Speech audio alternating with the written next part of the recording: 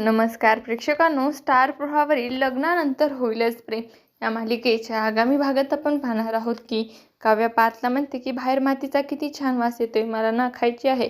तेव्हा पार्थ म्हणतो की काय. तेव्हा काव्या म्हणते की माती खायची, तुम्ही प्लीज बाहेर जाऊन माती घेऊन या. तर दुसरीकडे नंदिनी आणि जीवाचा रोमॅन्टिक डान्स सुरू असतो, कारण त्यांच्यातील सगळे गैरसमज आता दूर झालेले असतात. आपण आईबाबा नाही होऊ शकत तर काय झालं, पण आपण एखादं बाळ अडॉप्ट करूया किंवा सरोगसी करूया, यातच त्यांनी आपला आनंद शोधला आहे. तर इकडे पार्थ आता पावसात भिजून घरात आलेला असतो, कारण काव्यासाठी माती घ्यायला तो पावसात बाहेर गेलेला होता. पण आता फरशीवर मातीचे सगळे त्याच्या पायाचे ठसे उमटले असतात आणि मान्य तिथे येते. ती बघते एवढ्या रात्री बाहेर कोण गेलं होतं आणि मातीचे पाय कोणाचे आहेत. तिला कळते की हे सगळं काही पार्थनेच केलं होतं, त्यामुळे ती पार्थवर खूपच रागवते. पार्थला मारायला आता मान्य ताट उचलते, पण ताटाखाली आता माती ठेवलेली असते. मान्य म्हणते की माती घरात कुणी आणली. तेव्हा काव्या घाबरून पार्थचं नाव सांगते. असं काही आपल्याला या भागात पाहायला मिळणार आहे.